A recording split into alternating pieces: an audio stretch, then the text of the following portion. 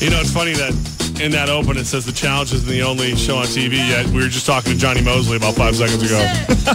Yeah, we were. Johnny Mosley called. He's like, hey, guys, you want to talk about the Warren Miller movie coming to town? And we're like, absolutely. Because I got to go shoot a video. I'll be right back. And then didn't come back. So we may hear from Johnny Mosley during today's show. It may, Olympic gold medalist and former host of the challenge, Johnny Mosley, called up out of nowhere. We're just sitting here talking about the show. There's something funny about a call ending with, hey, what time is it, by the way? Yeah, and I'm like, what do you mean? Well, there. What time is it there? I'm like, oh. It's this. Okay, bye.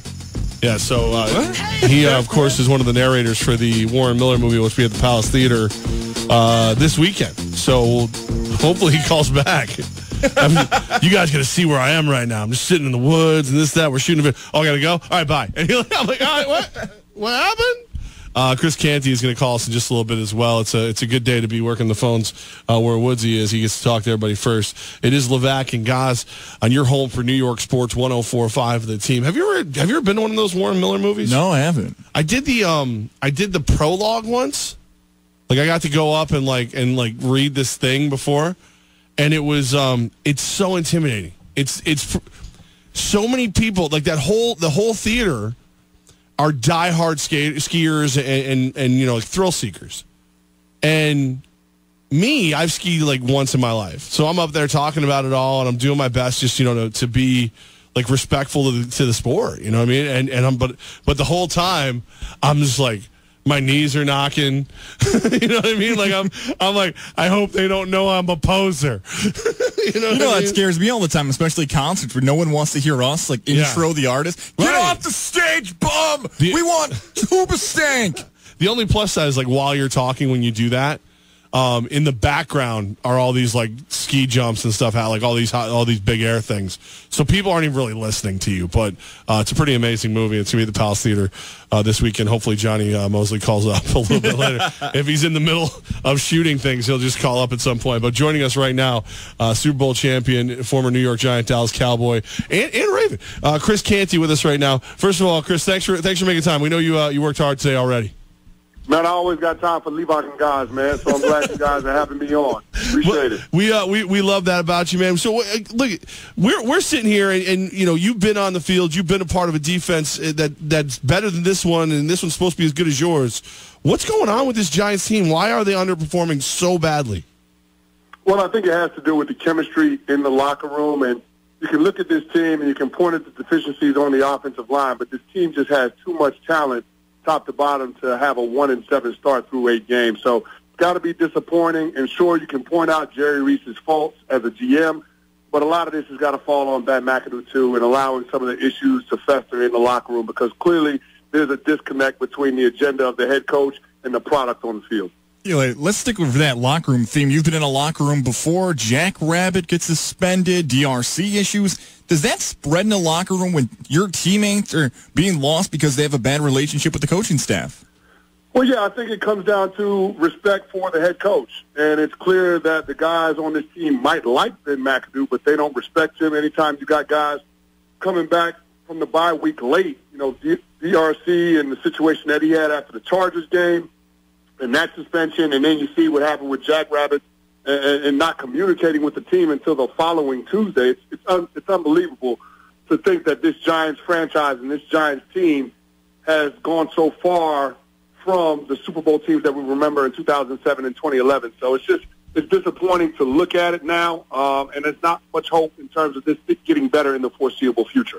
Humpty Canty with Dave Rothenberg. You hear it right here on 104.5 The Team every day. Canty joining us right now on 104.5 The Team. So can you even, this is probably the stupidest question, but what would Coughlin do in this situation?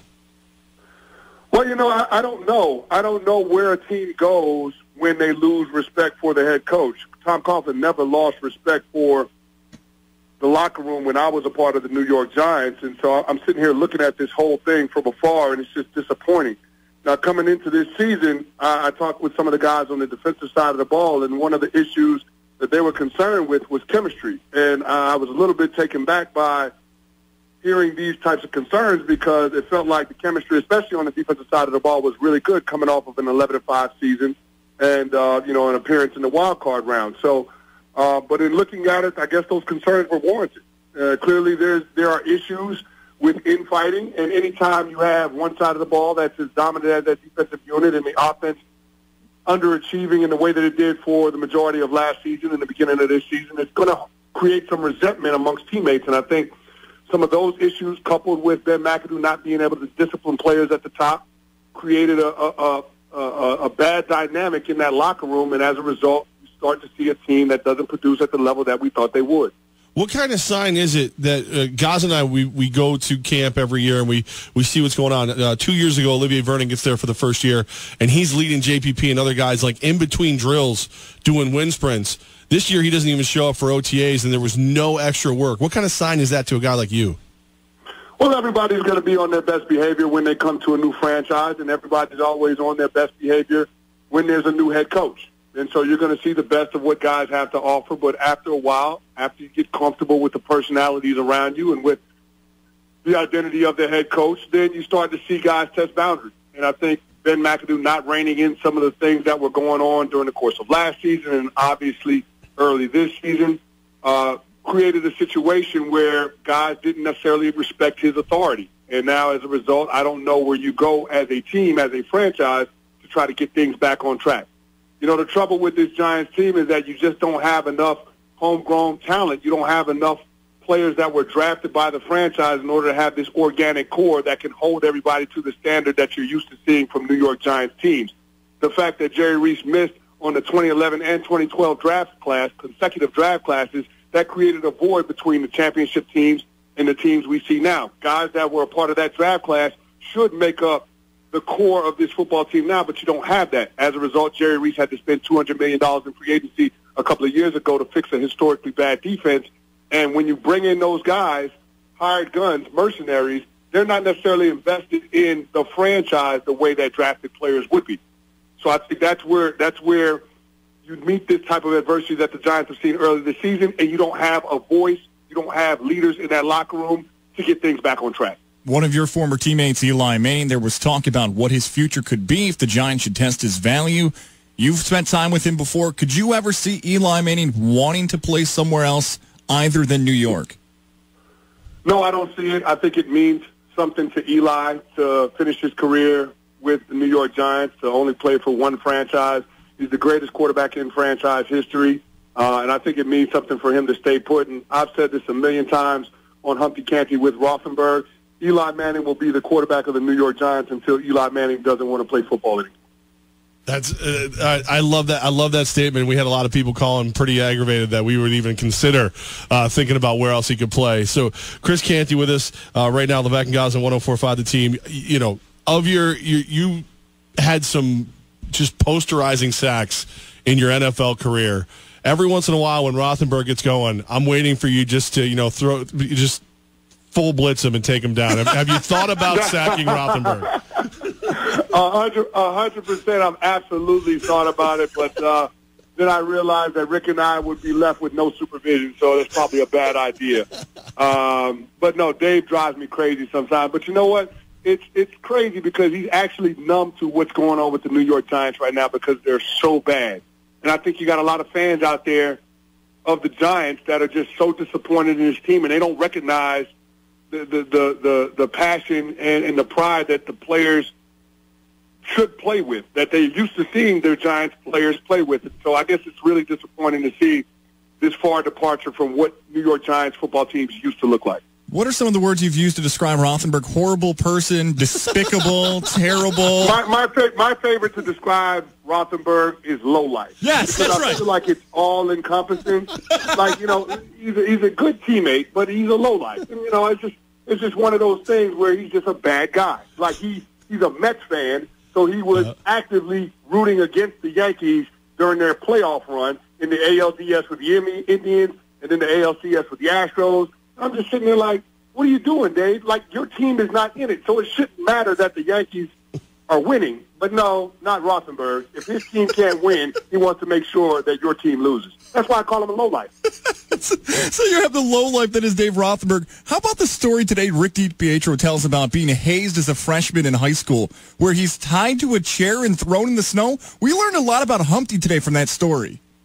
No, you know what? I did, and it kind of explains why he's the way he is now, why he's so vain, and why he doesn't like himself. Like, he actively says, I don't like myself.